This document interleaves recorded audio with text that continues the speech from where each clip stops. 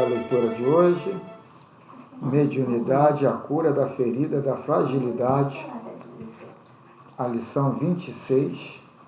Mediunidade, a cura da ferida, da fragilidade. Então, lição 26, um alerta aos obreiros no mundo físico. Ele começa aqui com um versículo de Mateus, capítulo 14, versículo 17 e 18. Então eles lhe disseram: não temos aqui senão 5 pães e 2 peixes. E ele disse: trai-nos aqui. De novo, acho que já teve esse versículo aqui semana retrasada, deixa eu ver. Esse título aí, ele está sendo lembrado. Então vamos aqui à dissertação aqui da nossa irmã Cidufor.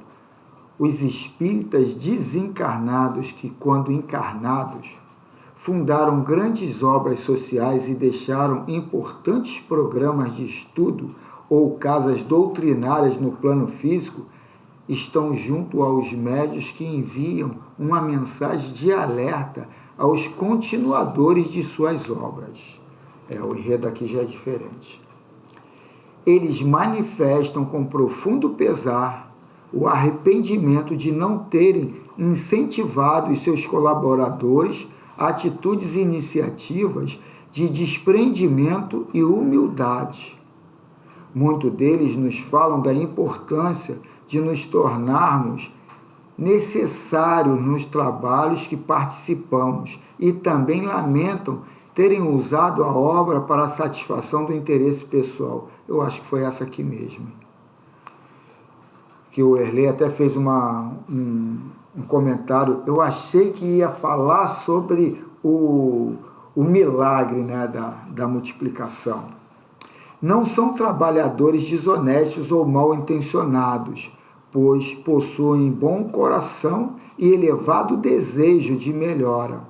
Caíram nas garras da vaidade, nas ciladas inteligentes da institucionalização de programas que tornaram muito rígidos os padrões de conhecimento, estimulando julgamentos e preconceitos nas sociedades sob o amparo do espiritismo.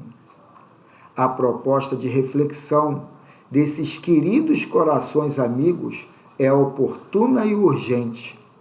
Quando temos uma atração e um sentimento de posse muito apegado com aquilo que criamos nas atividades de espiritualização, é hora de colocar a mão na consciência.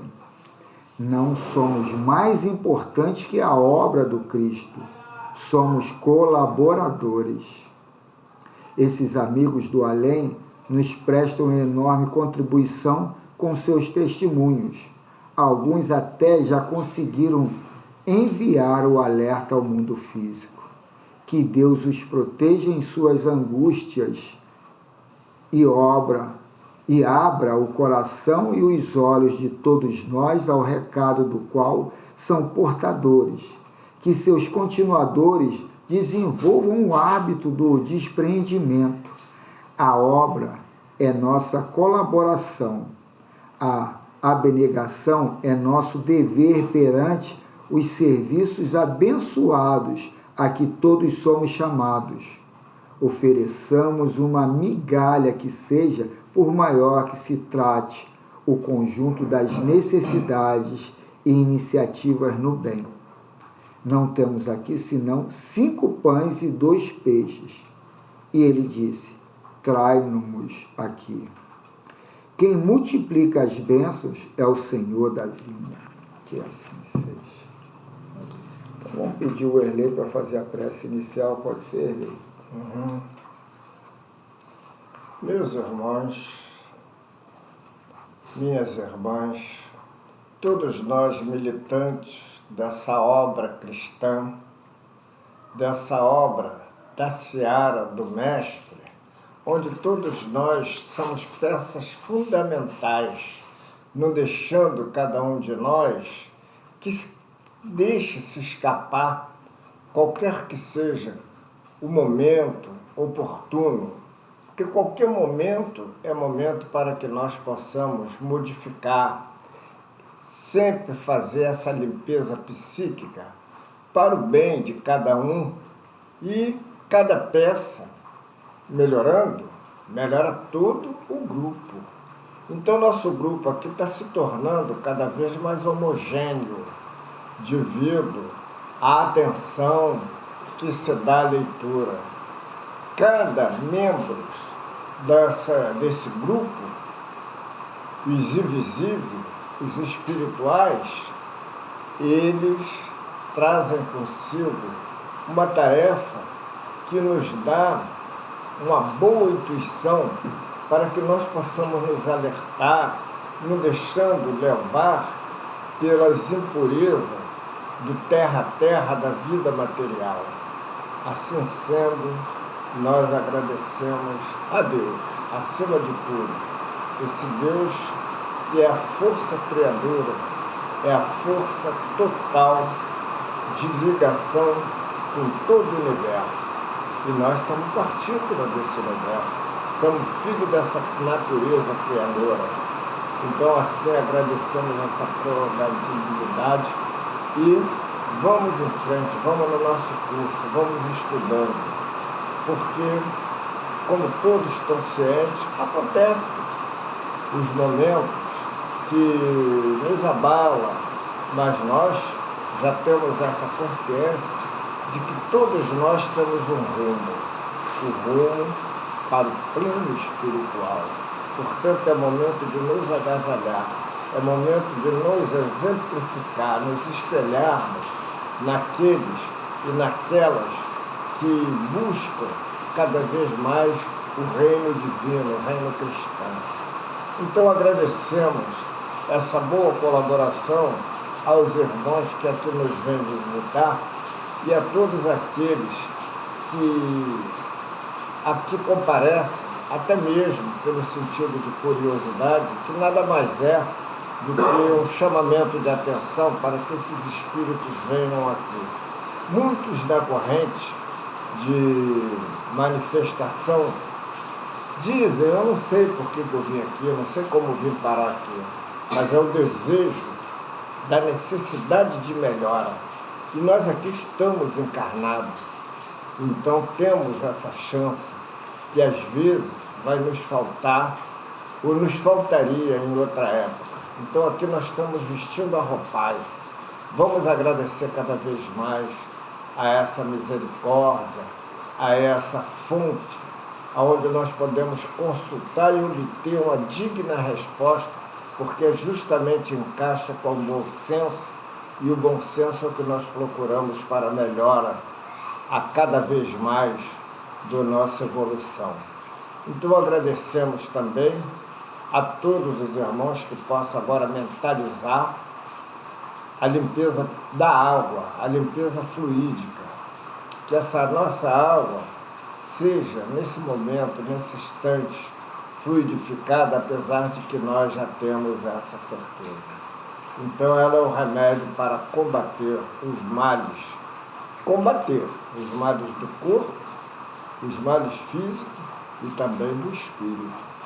Agradecemos e tomamos, cada um de nós, um pouco do abalo, mas uma resignação pela passagem da nossa irmã, que todos estão cientes, mas nós estamos sabendo que cada um pela sua vez, não sabemos o momento, mas temos o quê? Está preparado nos nossos livros, nos nossos estudos, e agradecemos a companhia dos irmãos bem-aventurados, dos irmãos que contêm a marca do Cristo, e a todos aqueles que querem colaborar, que dão oportunidade, e nós também, por nossa vez, dando oportunidade ao próximo. Assim agradecemos e vamos nos preparar para as pautas que vão ser desenvolvidas através da leitura do irmão Carlos. Passa a palavra para a Tireira. Obrigado, Isley. Então vamos lá. A leitura aqui do Livro dos Médiuns, a questão 74, do item 13. É muito interessante essa leitura, que abre uma realidade na qual a gente às vezes não tem tanta noção do que é ou não é possível, né? Então vamos lá, estamos na segunda parte do capítulo 4, teoria das manifestações físicas. É a pergunta 74, não é? 74? Acho que é 74, item 13. Então a pergunta é a seguinte: se compreendemos bem o que disseste, o princípio vital reside no fluido universal. O espírito toma nesse fluido o envoltório semimaterial que constitui seu perispírito, e é por esse meio que age sobre a matéria inerte. É isso? Sim, quer dizer que ele anima a matéria de uma espécie de vida fictícia. A matéria se anima da vida animal. A mesa que se move sob vossas mãos vive como o animal. Obedece por si mesma ao ser inteligente. Não é este que a ergue como o homem faz com um fardo. Quando a mesa se eleva, não é o espírito que a levanta à força de braços. É a mesa animada que obedece ao impulso dado pelo espírito. Quer repetir esse pedacinho? Só esse pequeno pedaço. Quando a mesa se eleva, não é o espírito que a levanta à força de braços. É a mesa animada que obedece ao impulso dado pelo espírito. Interessante, porque o que dá a entender não dá assim para se ter aquela coisa, porque o espírito ele não materializa, né? Ele impõe ali aquela vontade forte e consegue dominar a matéria. O Erlei, ele coloca o seguinte, ele coloca que o que dá vida à matéria é o espírito. A matéria nada mais é do que o hálito divino, a criação de Deus, a matéria. O espírito, que também é criação de Deus, é um outro agente, mas esse tem vida. Quando o espírito ali, em forma de imposição, passa junto com o que ele agrega com o ectoplasma dos encarnados, ali naquela matéria, cria uma vida paralela, pela imposição do espírito inteligente que está ali coordenando, entendeu? Criou-se um bichinho novo, mas com um tempo determinado para um tipo de ação. Vamos ver aqui. Por isso que ele diz ali, uma vida fictícia. Não é uma vida... Vamos ver aqui que o Miramês deve aclarar aqui um pouco melhor isso. Só antes de você começar, é interessante a parte material. Na física, a gente diz que existe uma dualidade da luz. Ela sai do Sol. Para chegar à Terra, ela passa pelo vácuo, pelo vazio. Aí ela chega aqui na Terra, reflete, né? Enquanto ela está no vácuo, entendeu? Ela é só energia. Quando ela passa para a atmosfera terrestre, ela passa a ser matéria. Então lá, energia. Quando chega aqui, matéria. Seria algo bem, entendeu? Parecido, similar. Então vamos lá, capítulo 14, Filosofia da Mediunidade. Vida animal. Precisamos saber que o fluido animal que se sutiliza na matéria é originário do fluido universal, que entra em modificações para que ganhe outro aspecto de força, de modo a atuar sobre a matéria densa, sempre sob o comando da inteligência. Todas as operações cabe ao espírito fazer. Nada que exista em parte alguma no universo de Deus se faz por acaso. Já dissemos a Lure que o médium, pela vontade, expele um fluido esbranquiçado, o ectoplasma, e nesta combinação com o fluido composto pelos espíritos é envolvido o objeto, dando-lhe uma espécie de vida animal. Os espíritos superiores comandam tudo, desde quando se organizem as reuniões para objetivos sérios. No Egito Antigo, os magos de baixa categoria moral, desencarnados, provocavam manifestações físicas de ordem inferior e com prejuízos morais de toda a ordem. Já na nova era, e principalmente no Brasil, esses espíritos não têm mais ação pela força do Evangelho na atmosfera desta nação abençoada. É interessante isso aqui, que eu estava lendo hoje um livro do Robson Pinheiro, e é lá um pai João, ele estava colocando lá, né, eles estavam viajando numa cidade umbralina bem densa, né, e ele colocando que antigamente todos os magos trabalhavam essa visão mística, mas o foco principal era o bem da coletividade. Só que o egoísmo foi tomando conta de alguns e aquilo foi criando uma outra facção. E hoje tem esse imenso grupo de magos negros, e aí ele coloca que esses magos negros foi o egoísmo de dominação que começou a criar muitos simpatizantes. E ele nesse relato lá daquela área, ele colocando que lá passa muita gente comum, espíritas, católicos, evangélicos, cientistas. Ele começa a fazer um relato de pessoas e coloca que vão ali por interesses pessoais, frequentam e vivem ali por causa disso, simpatia de vibração.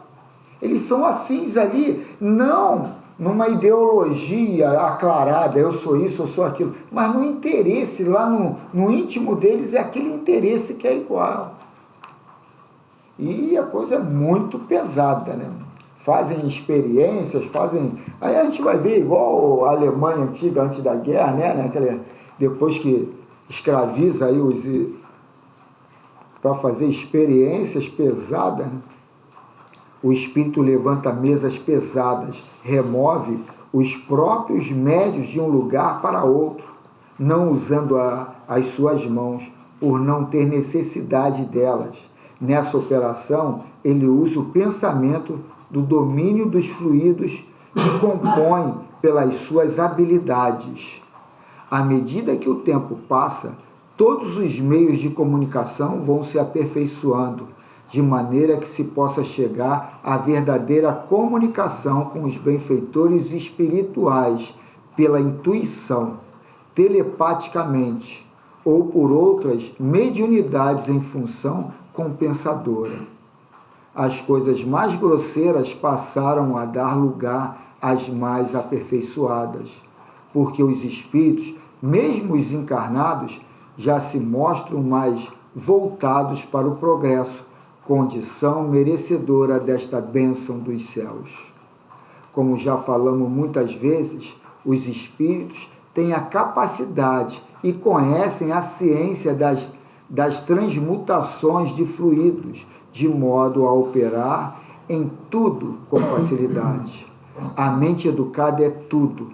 Deus não fica movendo os mundos diretamente. Para tanto, ele criou leis e o hálito do seu amor, que chamamos de fluido universal, atende a todas as necessidades, formando assim a harmonia no universo. E os seus filhos, que desejam estudar a ciência universal, aprendem a lidar com esse éter cósmico, transmutando-o em fluidos que correspondem às suas necessidades mais engenhosas. O fluido universal dá movimento à matéria e é obediente à mente humana, e o é mais ao seu Criador. Em se tratando de materializações, queremos dizer que a mente do médium em questão tem uma força poderosa nos fluidos que emite para a aparição de espírito. Até a sua forma pode se apresentar com a aparência do médium, mesmo sendo outra personalidade, a não ser quando a reunião é dirigida por altas personalidades espirituais que dominam o ambiente e, por vezes, fazem o médium dormir, anulando a sua mente. É nesse sentido de segurança que falamos sempre na necessidade de um médium, de efeitos físicos, se educar e que ele possa ouvir o seu guia encarnado, que tenha conhecimentos da doutrina codificada por Allan Kardec. Quanto mais se escreve... Eu queria voltar aqui em cima. Eu vou ler aqui. Em se tratando de materializações, queremos dizer que a mente do médium em questão tem uma força poderosa nos fluidos que emite para a aparição do espírito. Até a sua forma pode se apresentar com a aparência do médium, mesmo sendo outra personalidade, a não ser quando a reunião é dirigida por altas personalidades espirituais. Aí ele vai em frente. Isso aqui, como é que funciona? Eu não entendi isso aqui. Até a sua forma pode se apresentar com a aparência do médium. A questão, a materialização. O que é materialização? Materialização é a minha vontade. E eu entender o mecanismo para ela ser realizada. Somos seres atemporais.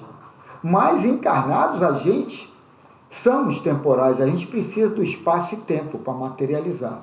Mas o plano espiritual, ou o ambiente aqui isolado, ionizado, trabalhado, isso pode ser mais dinamizado. Ele coloca aí essa situação de a importância da presença. Então, quando o médium é uma pessoa respeitada, tem uma avaliação boa das pessoas, ele vai aparecer como aquele médium ali, ou dizendo que é uma dupla aparição, o médium ali sentado e ele ali em espírito ali, dando toda essa conotação de maravilhoso para fixar a mensagem para o grupo, entendeu? Agora, quando o médium também não tem toda esse respaldo aí na sua personalidade, aí baixa aí com a imagem de Jesus Cristo ou qualquer um que vá dar esse atestado, assinar esse atestado que aquilo ali é legal, é bom a gente ouvir e prestar atenção no que está sendo colocado. Mas a gente tem que entender esses processos para não ser levado àquela idolatria ao externo. Aquilo tudo vem como graça de Deus para a gente se educar e não para a gente ficar adorando o externo. Jesus é o nosso modelo e guia, mas eu sou o dono do meu universo, do meu mundo. Então Jesus vem para me ajudar a me reeducar e crescer no meu universo. Mas eu não tenho que ficar deixando, que foi a leitura inicial, deixando a minha vida particular à parte e ficar lá fissurado, obsediado no religioso e deixar todo o meu trabalho que eu tenho que fazer, que era a minha carta de vida, que era a harmonia na minha vida, tanto religiosa, pessoal, profissional e tal, e focar num lado e abandonar o resto. A gente vai esquecendo dessa responsabilidade que a gente tem. Aqui é uma casa de estudo, como diz lá aquele poeta francês, eu esqueci o nome dele, que até tem livros espíritas assinados por ele. Ele coloca que a casa espírita é um grande espelho de conversão. Todas as doutrinas, todos os feixes da doutrina espírita vêm para a casa espírita e ressoa para a gente como esclarecimento, a luz que ressoa dali como esclarecimento. Então a gente tem que ver aqui como um centro de estudo mesmo, para ser empregado lá fora. E não largar lá fora para se matricular eternamente aqui dentro. Então aqui a gente tem que aprender para aplicar lá fora. Então isso tudo que, essas aparições, essas mensagens, a gente não tem que levar para esse lado da fixação, da adoração, da contemplação única. Não, é aprendizado para ser empregado. Para que nós possamos nos educar e nos preparar, né? Porque os momentos, eles sempre aparecem, as oportunidades, até mesmo de transmitir, né? Passar para o próximo, mas temos que estar preparados, porque eu vejo que a rotina aí fora ela vem um pouco na contramão. Fala-se no Cristo, mas aquela mensagem verdadeira que nos faz entender a origem, a certeza de que está no caminho correto, eu só encontrei nas páginas dos livros aqui, já de algum tempo, e nas mensagens dos Espíritos. Então senti que estava indo de acordo com a necessidade de aprendizado que eu preciso. E eu acredito que nós precisamos da mesma coisa. A rotina lá fora nada mais é do que um reflexo do que está dentro de mim. A incredulidade, a falta de amor, a falta de paciência, a falta de tudo é um reflexo do que está dentro de mim. E a gente tem que fazer essa leitura para se modificar e não para criar já um laudo. Como você falou aí, a rotina lá fora é o aspecto que está dentro de ti? Não, a rotina não é de ti, é de cada um de si. Entendeu? A incredulidade que eu vejo lá fora é um pouco da incredulidade que está dentro de mim. Ou da organização mal feita dentro de mim, no qual eu ainda não entendo de uma forma bem clara. Então, aquele religioso ou aquele ateu que vem criar qualquer tipo de embaraço ou de ponto de vista, muitas das vezes fui eu que pedi, fui eu que vibrei, eu que atraí, porque aquilo também é um reflexo dentro de mim, que não está organizado, que não está centrado do jeito que eu leio, que eu acho, que eu vislumbro, mas que eu não adoto. Vou continuar, senão a gente não... Quanto mais se escreve sobre espiritismo, mais se sabe que se tem de escrever. O assunto é elástico, atingindo toda a ciência espiritual. A codificação em si, comparando com a ciência universal, deixa ainda a desejar, porque tudo é relativo ao adiantamento da humanidade. O progresso vai trazendo as revelações para os homens de acordo com o seu despertamento espiritual. O fluido animal empresta à matéria uma espécie de vida breve, que logo se extingue com a extinção do fluido. Não vês o corpo físico que, mesmo animado por um espírito, quando se esgota o fluido vital, deixa de funcionar? A alma, para mover seu corpo, precisa de muitas coisas, arregimentando muitos corpos sutis. O despertamento das qualidades dos espíritos se encontra neste engenhoso exercício e no comando permanente de fluidos e corpos espirituais. A mediunidade avança com o tempo e o preço deste crescimento é muito alto e por isso deves ter muita paciência, amor e perseverança para alcançar a vitória. Vejamos o que Paulo falava e que podemos tomar para nós nestes tempos, principalmente os médios que foram chamados por Jesus para certos testemunhos. E lá em 1ª carta aos Coríntios, capítulo 4, versículo 11, está assim: Até a presente hora sofremos fome, sede e nudez, e somos esbofeteados, e não temos morada certa. Continua Miramês. Eis aí o destino dos discípulos de Jesus.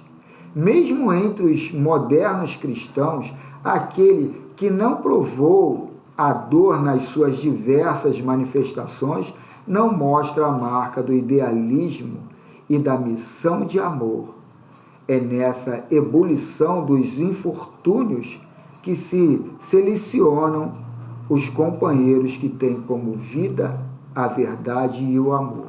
Então, o que quer dizer Coisa isso? política. Que para nós Política. chegarmos ao máximo dentro do Evangelho de Jesus, nós temos que passar por essa modificação, e essa modificação ela custa um pouco porque, como diz, a porta é estreita. E as pessoas geralmente não procuram melhorar a cera, que é uma regalia em Cristo, e não é isso que Cristo oferece. Elei, o natural seria ninguém sofrer. A gente sofre por causa da ignorância, que a ignorância é a mãe da falta de fé. Então, quer dizer, isso é onde a gente está num processo evolutivo que é natural a gente sofrer, a gente ter medo, rotular que isso é falta de fé. O que é fé? Fé é certeza. Fé é certeza.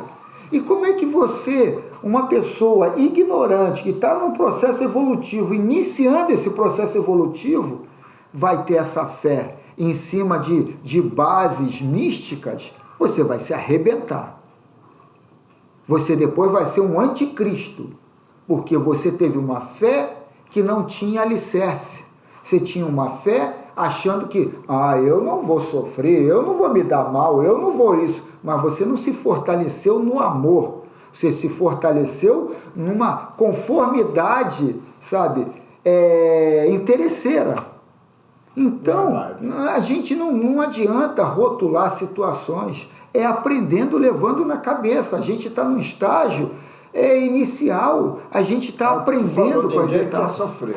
Não quer. Não precisava também. Não precisava. Mas só que a ignorância é que dá oportunidade através do sofrimento. Mas hoje, a gente pode amenizar isso, não com a visão só religiosa, com a palavra amor. Mas hoje a gente aprende esse amor na filosofia, no colégio, na educação. Ontem teve um assunto muito pertinente ao que a gente está falando aqui, na novela das 9, a menina que teve sendo assediada, né? E ali eu falei com as minhas filhas, interessante, né? A falta de diálogo dentro de casa dá isso. Aí minha filha falou, pai, e isso aí é o normal aí fora. E pai e mãe com cultura. Porque os filhos... É o normal que ela falou? Não, eu que falei. Não, ela falou, Ela falou, é o normal aí fora. Pais com os filhos não têm intimidade. A questão na hora que mostrou lá naquela coisa lúdica, mas que é real, se tivesse intimidade, pai e mãe, na hora fala, pai, teve um rapaz, ou um senhor, um velho tal, se passando por uma colega, por uma pessoa da minha idade e tal, e me levou a tomar essa atitude. Eu não maliciei nada, mas ela não relatou isso na hora, por falta de intimidade com o pai e com a mãe. E ali naquela visão lúdica lá da família da novela, coloca toda uma harmonia. Isso tudo é um verniz social. Todo mundo é lindo e maravilhoso naquela família. Você entra no Zap, no Facebook, todo mundo está lindo e maravilhoso. Todo mundo está lá nas suas ilhas paradisíacas, está lá naquelas festas lindas, e está todo mundo lindo e maravilhoso. E aí, como a gente vê, os suicídios, as separações, aí fala, aquela família era tão linda e maravilhosa, se separaram. Aquela família era linda e maravilhosa, um violentou, agrediu o outro, mas falta de relacionamento. E eu falei para minha filha, se fosse vocês iam falar. Mas sabe por que isso acontece aqui em casa? Por causa de uma coisa que vocês não gostam. O evangelho no lar. O evangelho no lar é uma hora que vai criando um sedimento que na maioria das famílias não existe, por não ter esse momento, não religioso, mas de diálogo. E isso acontece. Lá em casa, o evangelho no lar parou de ser coletivo. É só eu. Porque todo mundo cresceu, todo mundo achou que eu sou um ditador, eu sou isso, e eu travei e faço o meu evangelho no lar. Ainda tem evangelho no lar lá em casa, mas ninguém frequenta. Mas é o que eu falei para ela, lá não é só para ficar lendo a mensagem do Cristo, fechar o livro e acabou. Lá em casa não, era para falar sobre a relação, o que eu não estou gostando, o que você não está gostando, o que você não está gostando. Só que as pessoas, por se fechar numa concha, na sua caixinha, não querem falar, sabe, sobre os problemas, sobre as situações, não querem botar na mesa, ó, eu fiz isso por causa daquilo, porque eu achei isso aqui, eu achei aquilo lá, e ninguém quer falar sobre relações. E aí a gente vai ver essas coisas que a gente fala, ah, isso é novela. Mas minha filha falou ontem, não é novela não. Aquilo está acontecendo muito. Acontecendo muito. E aí por causa de quê? Relacionamento.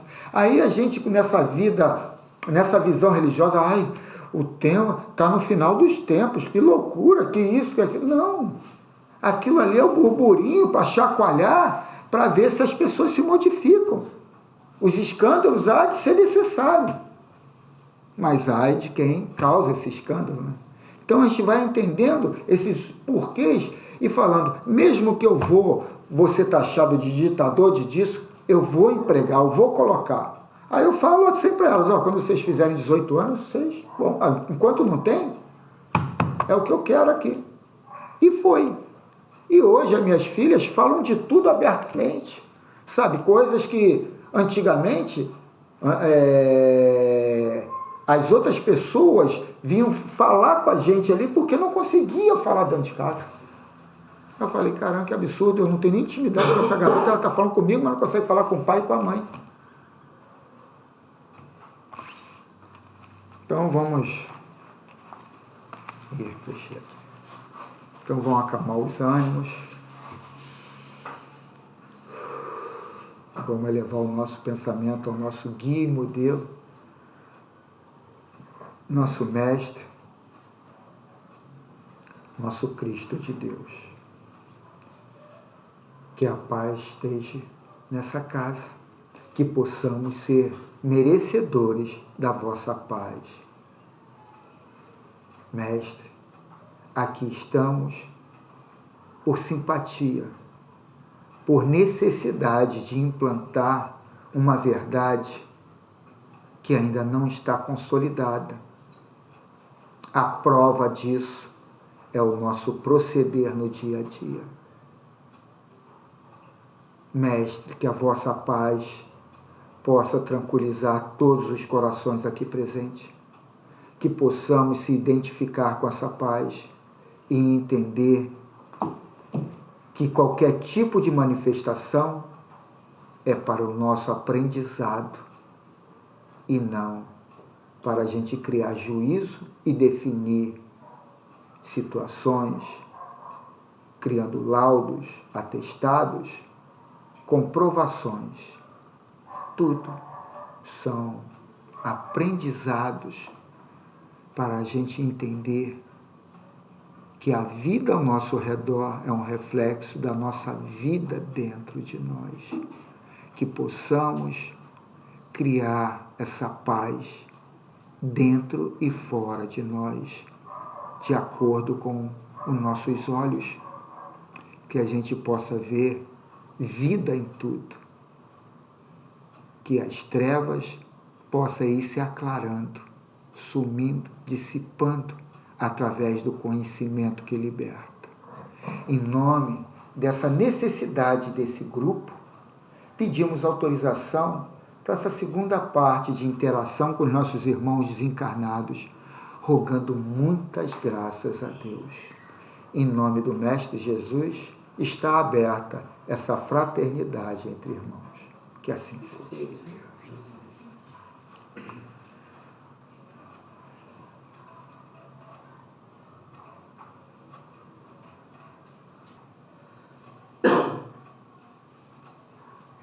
Espírito está dizendo assim, Carlos, eu escuto muito queixume, muita reclamação de que a vida está difícil, de que está tudo muito difícil, mas a vida do lado de cá é muito mais difícil, porque aqui somos muito mais, e arrumar toda essa gente de forma pacífica é muito mais difícil. Quem está do lado daí de vocês, agradeça a Deus. E as dificuldades que aparecem são para ser superadas. Trabalha, que só o trabalho permite resolver os problemas. Trabalha dentro de você, o teu pensamento, o teu coração. E tenha certeza de que quem chega do lado de cá, sem resolver as coisas aí onde vocês estão, ainda é mais difícil. Não tem instrução, não tem estudo, mas por experiência própria eu posso falar para vocês, meus irmãos. Que a paz de Deus fique com todos. Que assim seja, irmão. Agradecemos, irmão, por esse alerta e que a gente possa compreender a necessidade urgente do autoconhecimento. Tudo é questão de ressonância. Só recebemos o que damos. Se pensamos de uma forma derrotista, pessimista, raivosa, duvidosa, é isso que somos, neuróticos. Neuróticos sem fé, palhaços que se fantasiam de religiosos. Que possamos compreender que o mais importante é se resolver, é compreender de uma forma educada que tudo que temos nada mais é do que o que plantamos e que agora temos que colher. Não é culpa do patrão, não é culpa do vizinho, não é culpa da esposa, do marido, do filho. A culpa é nossa. Nós materializamos o nosso pensamento derrotista, pessimista, sem fé alguma. Mais uma vez agradecemos, irmão, mas do lado daí há muitas casas do meu Pai. Do lado daí há muitos ambientes que cada um de nós possamos compreender qual é o ambiente que está reservado para mim. Isso já está bem claro na consciência de cada um de nós. A questão é só de reflexão. Em cima do horário já chegando ao término, vamos elevar o nosso pensamento de novo, voltar ao nosso modelo e guia, o nosso Cristo de Deus, e voltar ao colóquio. Cristo de Deus.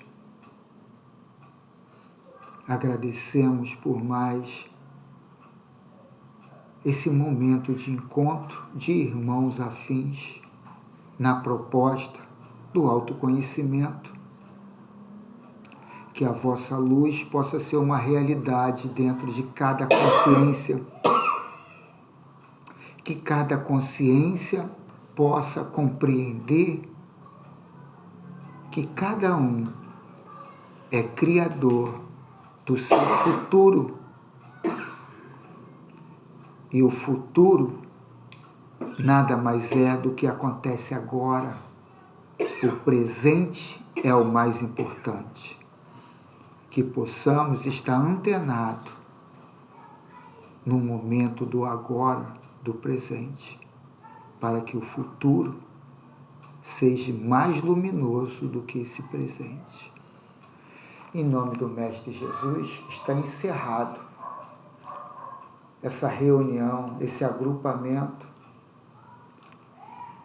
entre irmãos afins, que a paz possa ser uma realidade dentro de todos, que assim seja.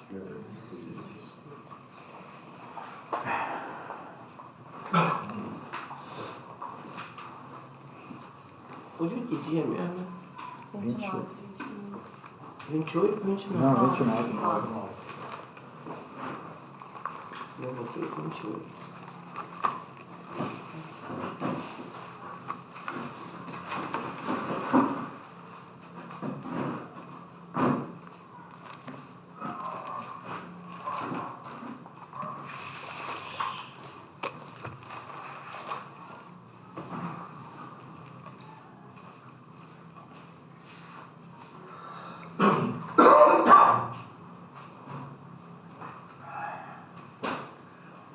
E aí temos comunicação, Alvin? Já, para ver se eu consigo ler aqui.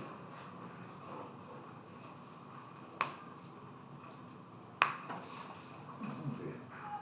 Diz assim: Almas queridas, de mãos estendidas ao alto, vamos agradecer a bênção da vida. Ser grato por tudo que os teus olhos físicos veem através da luz. O sol, o mar, flores, os seres.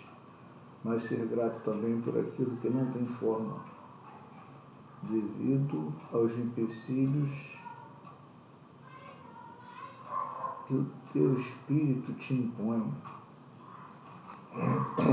O porquê da dor, o definhar da vida material, as angústias que chegam, os bens temporários que se vão. Matéria e espírito, isso que tens estudado, a interação da vida do plano físico com a vida noutras dimensões, sabendo que os muitos corpos sutis estudados são a demonstração da perpetuação do espírito. Alma querida, de coração para coração, os sentimentos se entrelaçam e eu acho que aí quem sabe pesquisar, analisar, esperar, há de receber num amanhã tão próximo a certeza de que o amor de Deus chancela a felicidade para todos nós, para todas as criaturas. Irmã Rosália. Então. Que a paz do Mestre Jesus possa estar sempre junto a todos nós. Trazermos conforto para que possamos guiar as nossas vidas em um caminho reto, de muito amor, carinho e caridade para com o nosso próximo. Irmãos, que nesta casa, que sempre que eu chego, eu encontro muita harmonia de todos aqui que se encontram, e sempre com o mesmo propósito, o crescimento espiritual. Eu fico cada vez mais satisfeita de poder fazer parte deste convívio amoroso que aqui me encontro. Saibam que aqui é um hospital de almas, encarnadas e sem encarnadas. Aqui se encontram médicos de todas as especialidades, e com isso os que aqui vêm buscar são sempre muitos bem atendidos. Mas o estudo é um dos mais procurados, pois o conhecimento acaba libertando até dos males que muitos acham que ainda carregam. E eu fico sempre muito feliz em saber que, como eu, todos se encontram com o mesmo anseio de crescer espiritualmente. Obrigado a todos que aqui se encontram e podem nos dar esta mão caridosa. Que a paz do Mestre Jesus continue com todos.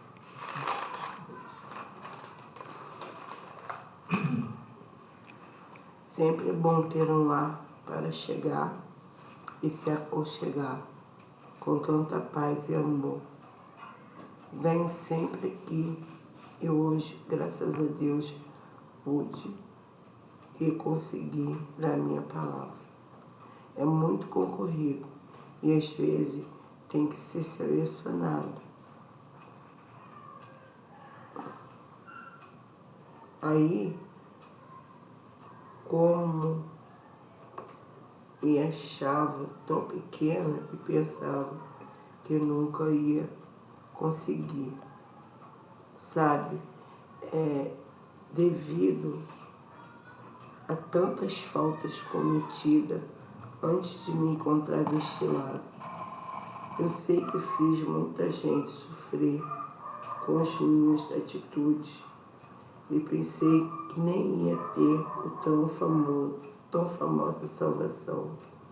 Mas eu, quando cheguei e vi que não era bem assim, eu tive a vida que ninguém ia dizer que eu ia ter.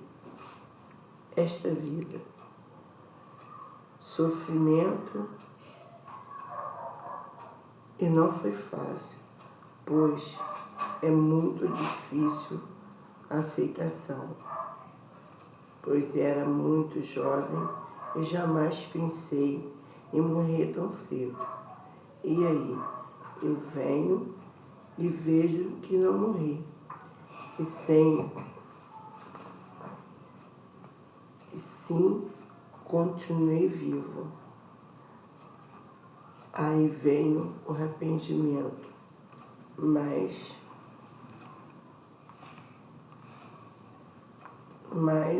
eu já tinha feito tudo errado.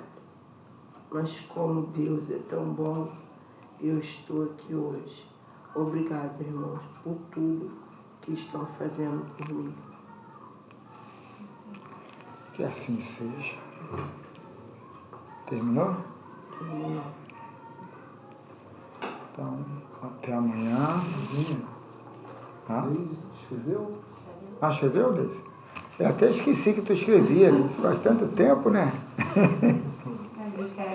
Estamos aqui aguardando, né, Deise? Não quer deixar você ler? Ora. Graças a Deus consegui chegar aqui, meus irmãos.